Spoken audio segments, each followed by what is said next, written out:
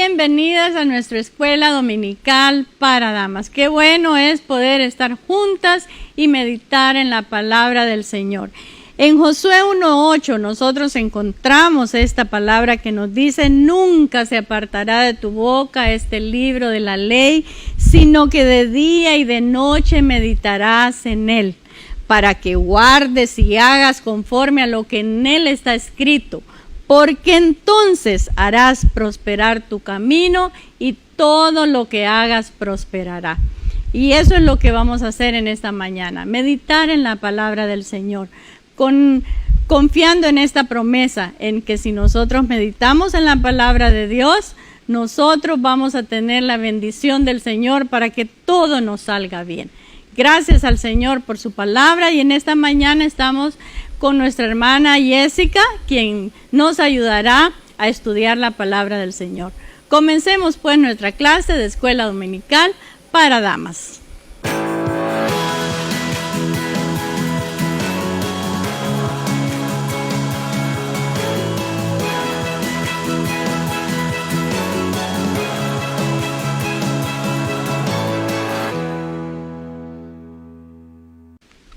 Muchas gracias, hermana May. Que el Señor bendiga su vida, su familia, su ministerio. Bienvenidos sean todos mis hermanos y mis hermanas a una clase más de escuela dominical. Realmente es un gozo poder estar domingo a domingo con ustedes, sabiendo que están atentos con sus libretas en mano, con su Biblia y listos para aprender lo que Dios tiene para cada uno de nosotros. Y especialmente quiero darle la bienvenida a los caballeros, porque he visto de que muchos hermanos se conectan y escuchan estas clases. Los felicito, ¿verdad? Y los animo que sigan haciéndolo. Nuestra lección del día de hoy tiene por título Inicio del Ministerio de Jesús, y esta se encuentra en el capítulo 4 de Lucas. Pero antes de iniciar, vamos a orar. Padre Celestial, en esta mañana, Señor, venimos ante tu presencia un domingo más. Te damos gracias, Señor, por todo lo que tú has hecho, y te alabamos y glorificamos tu santo nombre. En este día, Señor, yo pongo delante de ti la vida de cada uno de mis hermanos y mis hermanas que están atentos a tu palabra, Señor. Señor, que no sea yo hablando, sino tú a través de mí, Señor. Y que esta palabra, Señor, cumpla el propósito por el cual es enviada, Señor. Te alabamos y te exaltamos en el nombre de Cristo Jesús. Amén. Y como les decía, nuestra lección del día de hoy se llama Inicio del Ministerio de Jesús.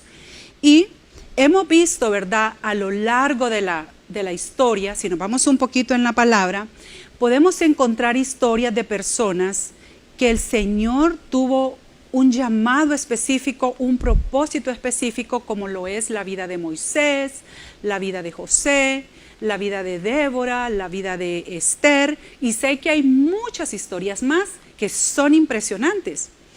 Pero por muy impresionantes que sean estas historias, no tendrían su valor si Jesús no hubiese venido a la tierra y Jesús no hubiese cumplido su ministerio, porque Él también tuvo un propósito específico y un llamado específico. Y es de eso de lo que vamos a hablar en esta mañana. También hemos visto ya domingo a domingo cómo cuando se le anunció a Jesús cuando se le anunció a María sobre el nacimiento de Jesús, eso ya lo vimos, y cómo aquel ángel le dijo primero que iba a ser concebido por el Espíritu Santo, sería llamado grande, sería llamado Hijo del Altísimo, y él tendría un reino que no tendría fin. Jesús es 100% Dios, pero cuando estuvo en la tierra fue 100% hombre. Y por eso, cuando Dios lo envía a la tierra, Él debía cumplir con algunas indicaciones que Dios ya le había dado, con reglamentos, ¿verdad?, también que estaban aquí en la tierra. Y no sé si a ustedes les ha pasado como me ha pasado a mí, ¿verdad?, de que yo he pensado, ¿por qué Jesús no inició su ministerio más temprano? ¿Por qué hasta los 30 años? ¿por qué no fue tal vez a los 12?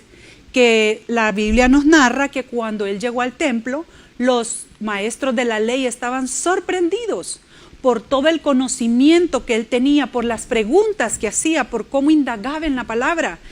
Y de repente decir, ¿por qué Jesús no inició el ministerio a los 12 años? Buscando un poco en la palabra, encuentro yo en Números 4, del 2 al 3, y dice así: toma la cuenta de los hijos de Coat de entre los hijos de Leví, por sus familias, según las casas de sus padres, de edad de 30 años arriba hasta 50, todos los que entran en la compañía para servir en el tabernáculo de reunión. Cuando yo leo este verso, lo que me dice la palabra es que todos los que iban a ejercer el sacerdocio debían de tener una edad de 30 a 50 años. Y Jesús mismo, como hombre, también él, ¿verdad? Posiblemente esa fue una de las razones por la que su ministerio inició hasta esta edad. Y nuestro primer punto dice: Jesús vence a Satanás mediante las Escrituras. Pero antes de leer el verso, ¿verdad?, que está en este punto, si nos vamos un poquitito a las lecciones anteriores, cuando vimos el ministerio en la vida de Juan el Bautista, si ustedes recuerdan el propósito, ¿verdad?, de Juan el Bautista, él era el precursor, él venía antes que Jesús. ¿A qué venía? A anunciar que venía el Salvador del mundo, y le decía a las personas: arrepentíos, porque el reino de los cielos se ha acercado. Pero dentro de este ministerio de Juan el Bautista hay algo que quiero comentar, y es algo que me ha impresionado. Es el momento, ¿verdad? Yo sé que todo ministerio tiene como un punto importante, un punto culminante, un punto, ¿verdad?, de mayor trascendencia. Y yo podría decir que en la vida de Juan el Bautista, ese momento culminante, ¿cuál fue? Cuando él presenció junto a otras personas la Trinidad. Si ustedes recuerdan, Jesús estaba siendo bautizado en el Jordán. En ese momento nos explicaba la hermana que descendía el Espíritu Santo sobre él en forma corporal de paloma, pero también estaba la voz audible de Dios Padre que decía: tú eres mi Hijo amado, en ti tengo complacencia.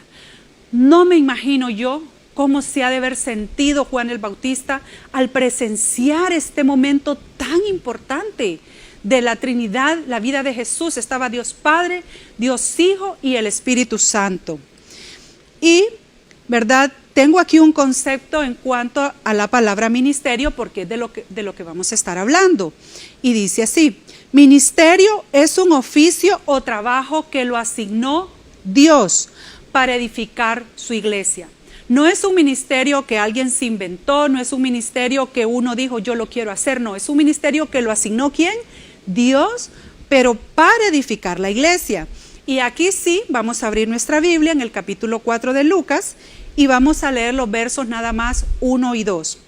Y dice así: Jesús, lleno del Espíritu Santo, volvió del Jordán y fue llevado por el Espíritu al desierto por 40 días y era tentado por el diablo, y no comió nada en aquellos días, pasados los cuales tuvo hambre. Cuando leemos lo que dice la palabra, cuando escuchamos esta parte de la palabra, podemos ver de que Jesús, siendo hombre, ¿verdad?, en su naturaleza humana, pero sin pecado, también, ¿verdad?, vivió cosas que eran necesarias.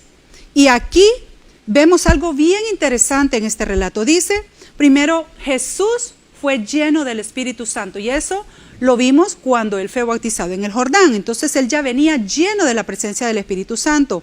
Pero luego la palabra nos dice que el mismo Espíritu Santo lo guió ¿a dónde? Al desierto, lo guió a apartarse, lo guió a tener un tiempo de comunión con Dios.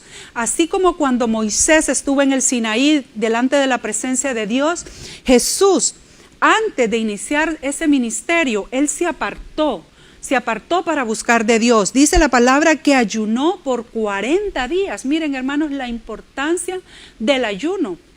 Y aquí me voy a detener brevemente. El ayuno es sumamente importante. Muchas personas dicen, no, eso ya pasó de moda o eso no me aplica a mí. Pero a veces el Señor nos pide que dobleguemos nuestra carne. Dobleguemos nuestra carne, que dejemos a un lado los alimentos, que dejemos a un lado las cosas que nos gustan, como el café, las gaseosas, los postres, que de repente dejemos eso a un lado y que nos humillemos delante del Señor, que nos quebrantemos delante de Él y presentemos un ayuno para vencer, ¿verdad? Tal vez ataduras, para vencer, para derribar muros, para situaciones, ¿verdad? Que se nos hace difícil enfrentar, que nosotros podamos en este tiempo del ayuno, ¿verdad? Quebrantar. Imagínense si Jesús, siendo Dios, ayunó 40 días, no digamos nosotros. Si tú nunca has tenido la experiencia de un ayuno, yo en este día te invito a que empieces con un día nada más. Un día nada más, Señor, voy a ayunar específicamente por esto. Luego cuando ya puedas, dices, no, pues ahora ya pude hacer el ayuno de un día, ahora haré un ayuno de 3 días. Y así sucesivamente en la medida que el Señor te vaya guiando. Y sí que es importante el ayuno, porque si ustedes recuerdan en el Nuevo Testamento, ¿verdad? Hay una parte donde los discípulos habían orado por una persona endemoniada, pero el demonio no salió de la persona. Y cuando las personas se le acercan a Jesús y le dicen, ¿por qué los demonios no salieron de esta persona?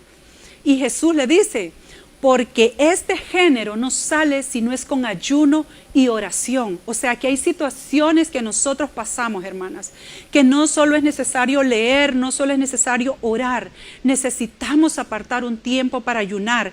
Y este es un ejemplo hermoso que el Señor Jesús nos dejó. Y ahora, ¿verdad? Vamos continuando con la palabra y vamos a ver, porque la palabra dice que en esos 40 días Jesús fue tentado, pero la palabra nos da el relato de 3 tentaciones en específico. Y vamos a ver la primera, que se encuentra en Lucas 4, versos 3 y 4. Entonces el diablo le dijo, si eres hijo de Dios, di a esta piedra que se convierta en pan. Jesús respondiendo le dijo, escrito está, no solo de pan vivirá el hombre, sino de toda palabra de Dios. Tenemos aquí un primer escenario. Imagínense ese momento. Jesús había ayunado, Jesús había estado en comunión, Jesús había estado conectado directamente con el Padre, pero el Satanás ahí estaba, tentando, viendo a ver, ¿verdad? Y de repente Jesús tuvo una necesidad humana. ¿Cuál fue? La necesidad de alimento. Jesús tuvo hambre, pero ¿qué pasó con el tentador? Él inmediatamente dijo, esta es mi oportunidad. Él tiene necesidad de hambre. Inmediatamente dijo, di que esas piedras se conviertan en pan. En esta primera tentación, ¿verdad? Satanás quiso poner en duda la naturaleza de Jesús. Si eres hijo de Dios. Y luego vio su necesidad, que era de alimento físico. Pero qué hermoso el ejemplo que nos da Jesús en esta palabra. ¿Cuál es ese ejemplo? ¿Cómo contestó Jesús a esa petición o a ese señalamiento del enemigo? Primero le contestó con la palabra y luego le dice que no solo de pan vivirá el hombre, sino de toda palabra que sale de la boca de Dios. ¿Por qué contestó de esta manera? Porque Jesús sabe que el hombre no solo necesita alimento físico. El hombre y la mujer de Dios necesita alimento espiritual, que es la palabra. Y encontramos, ¿verdad? Varias citas, podríamos compartir la de Juan 4:34, donde Jesús les dijo, mi comida es que se haga la voluntad del que me envió y acabe su obra. Para Jesús es más importante el alimento espiritual. Y encontramos cuando leemos Efesios 6 del 10 al 20, que es una cita larga, se las dejo de tarea para que ustedes la lean en casa. En este pasaje encontramos cuál es la armadura que todo cristiano debe portar. Y en este texto, que es verdad, podemos encontrar 6 elementos. nos habla del cinturón de la verdad, nos habla de la coraza de justicia, nos habla del yelmo de la salvación, nos habla del calzado, ¿verdad? Y nos habla del escudo de la fe también. Estos 5 son de protección, son parte de la armadura del creyente que sirven para proteger nuestros pensamientos, proteger nuestro corazón, ¿verdad? Proteger nuestro caminar. Nos defendemos a través de la fe, pero de esos 6 elementos hay uno que es un arma de defensa. ¿Y cuál es? La palabra de Dios. Dice en Efesios 6 del 10 al 20 se menciona que es la espada del Espíritu, que es la palabra de Dios. Y dice la palabra que la palabra de Dios es viva y eficaz y es más cortante que toda espada, dice, de doble filo, que penetra. Eso es la palabra de Dios. Entonces, ¿qué ejemplo nos está dando Jesús en esta primera tentación? Que Él contesta con la palabra, porque esa palabra tiene poder. Si el enemigo viene a tentarnos y nosotros nos ponemos a querer decir nuestras propias opiniones, vamos a fracasar, hermanos. Por eso es importante no solo leer la palabra, es importante memorizarla. Porque el enemigo cuando nos ataque, nosotros no le vamos a decir, espérate, voy a buscar lo que dice Salmo 91. No, nosotros debemos saber esa palabra para que cuando ese ataque venga, decirle, escrito está, el que habita al abrigo del Altísimo morará bajo la sombra del Omnipotente. Y así sucesivamente, memorizar esos versículos si estamos enfermos, si estamos afligidos, si estamos en derrota, si estamos acorralados. Y cuando el enemigo nos tiente y cuando el enemigo quiera hacernos daño, declararle, escrito está con la palabra y vamos a obtener la victoria. La segunda tentación la encontramos en Lucas 4 del 5 al 8 y dice así: y le llevó el diablo a un alto monte y le mostró en un momento todos los reinos de la tierra. Y le dijo el diablo: a ti te daré toda esta potestad y la gloria de ellos, porque a mí me ha sido entregada y a quien quiero la doy. Si tú postrado me adorares, todos serán tuyos. Respondiendo Jesús le dijo: vete de mí, Satanás, porque escrito está, al Señor tu Dios adorarás y a Él solo servirás. Miren, entonces hablamos, ¿verdad?, de que el diablo vino y tentó a Jesús, pero no se vio que Jesús no cedió. Entonces Él estaba pendiente y lo volvió a tentar. Y en esta segunda tentación dice que lo llevó a un monte alto y le mostró todos los reinos de la tierra, dice la palabra, ¿verdad? No sabemos de qué manera lo hizo, pero le mostró, así dice la palabra, todos los reinos de la tierra. Pero luego le dijo, todo esto te voy a dar. ¿Cuál fue esa tentación? Satanás le estaba ofreciendo poder, gloria, orgullo, ¿verdad? Pero había una condición: yo te doy todo esto, pero la condición es que tú me adores. La verdad que con esta tentación Satanás dijo una verdad a medias. Realmente él es el príncipe de este mundo, pero no es el rey. ¿Quién es el rey? Es Dios.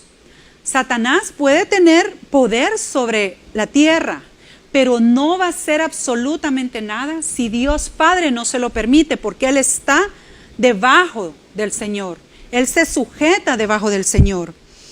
Y luego vemos, ¿verdad? Me encanta que Jesús nuevamente, escrito está: al Señor tu Dios adorarás y a Él solo servirás. Esta es una cita que se encuentra en Deuteronomio 6:13, así dice.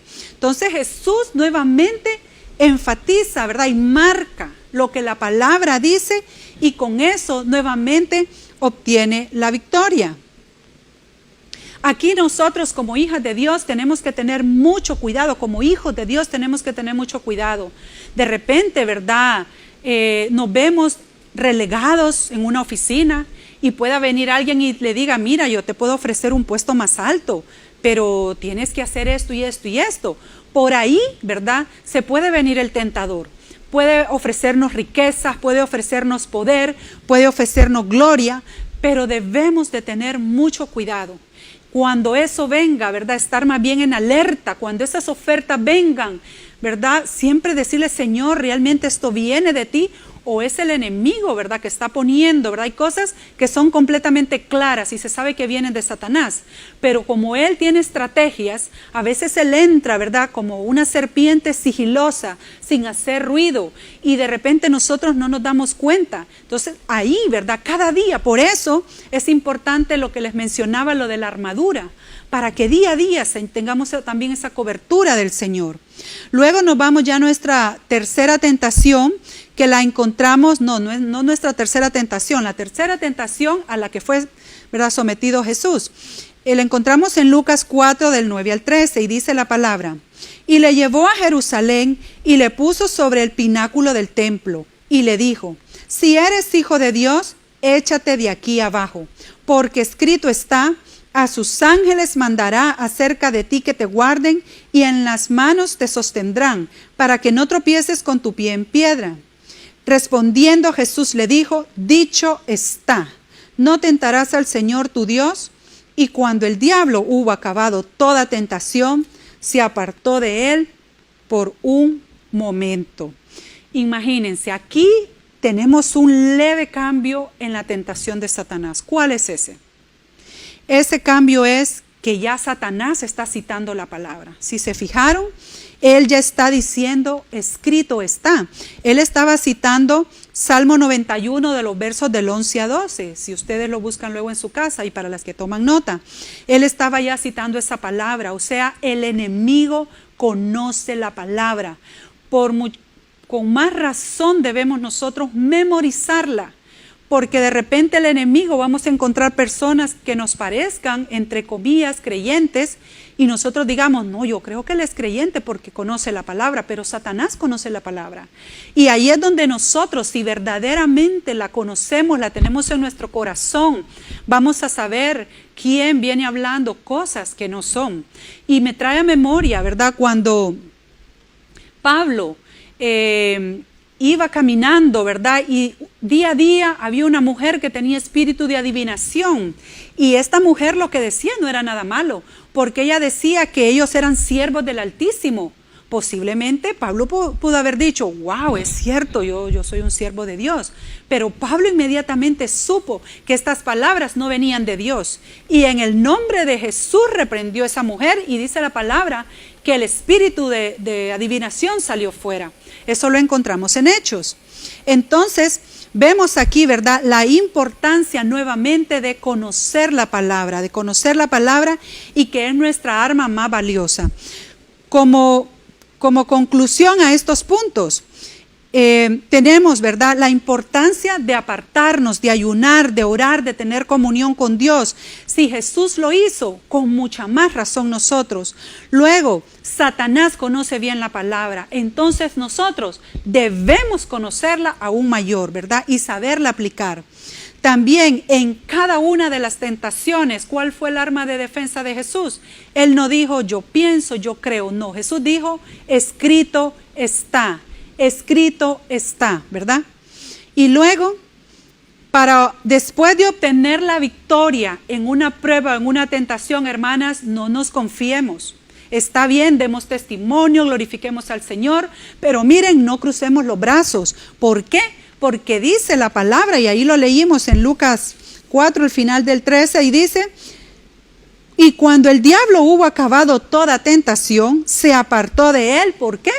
Por un tiempo. O sea que el enemigo, como dice la palabra, anda como león rugiente buscando a quien devorar.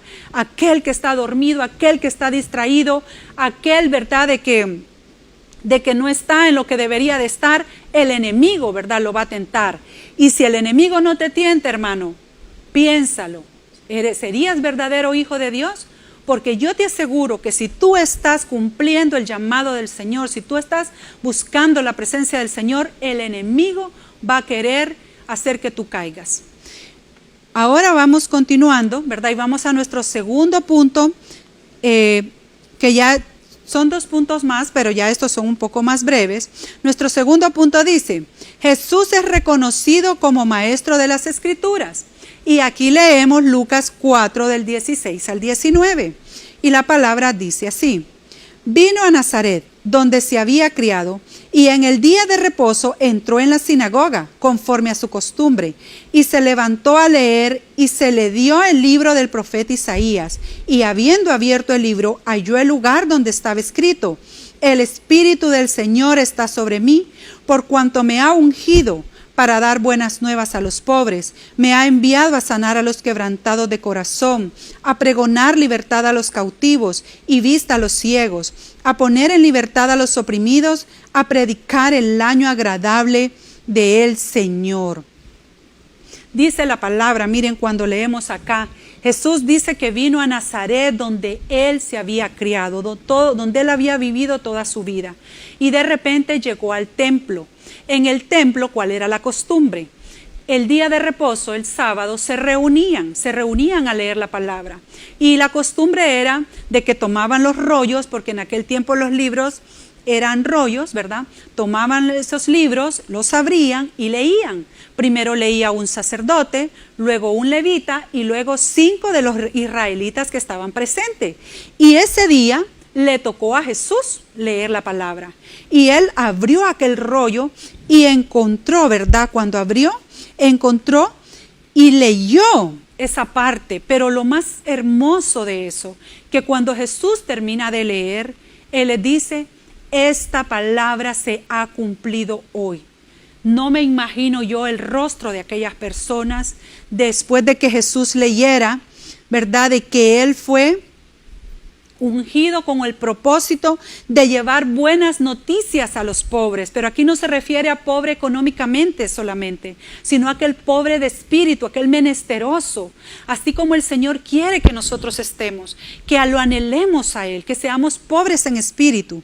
Luego, también a sanar al quebrantado de corazón, aquel que está deprimido, aquel que está triste, aquel que está enlutado. El Señor Jesús fue enviado a eso.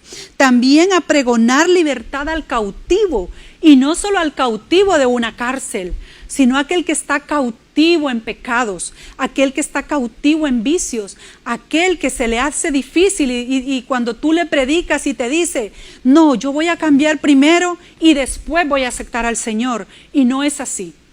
Tú le hablas y le dices: no, más bien tú debes recibir al Señor, porque el que te transforma es el Espíritu Santo, ¿verdad? Que va a venir a ti. Y entonces también dice la palabra: vista al ciego. Y también se refiere no solo al ciego naturalmente hablando, al enfermo, sino al ciego espiritual.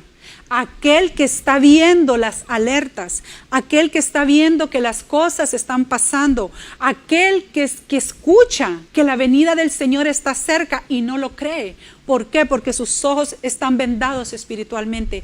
A ese ciego también vino el Señor Jesús, a poner en libertad al oprimido y a predicar el año agradable del Señor, que la salvación viene por medio de Jesús, que Jesús vino a morir por nuestros pecados, que murió, que resucitó al tercer día, que hoy está a la diestra del Padre intercediendo por ti y por mí.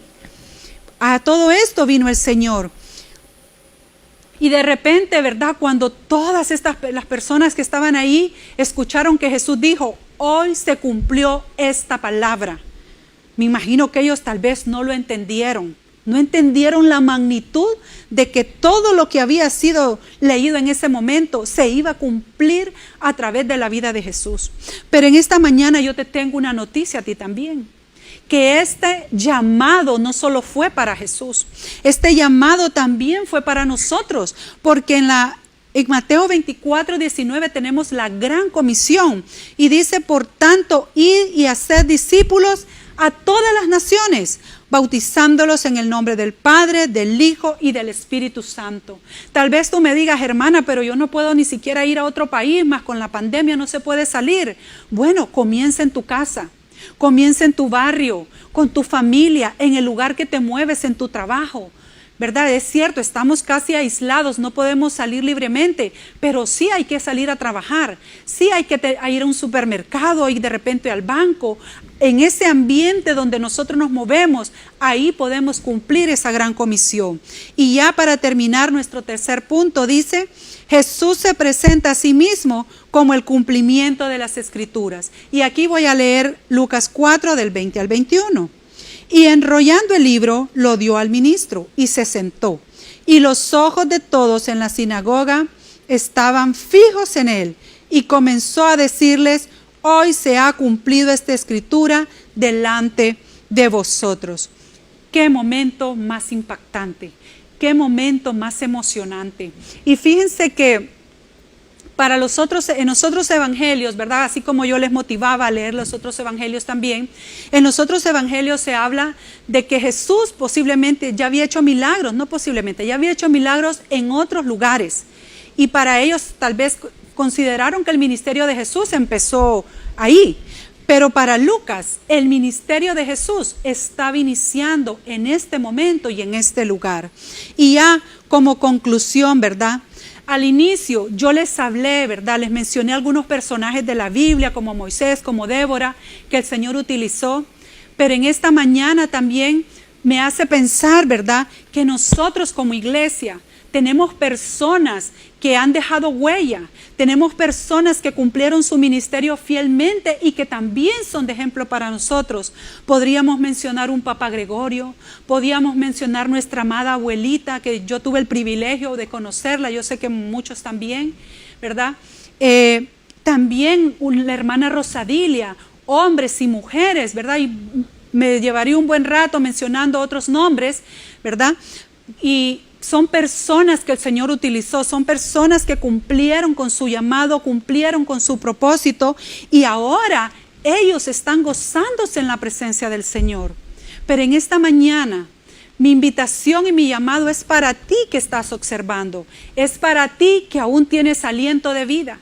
No sabemos cuánto tiempo vamos a vivir, 1, 5, 10 años, no sabemos, o un día, no sabemos, pero ese día, que este día nosotros hagamos la diferencia y que este día nosotros podamos cumplir con ese llamado, cumplir con ese propósito. Y mi pregunta para ti en esta mañana es: ¿estás tú dispuesto a cumplir ese llamado?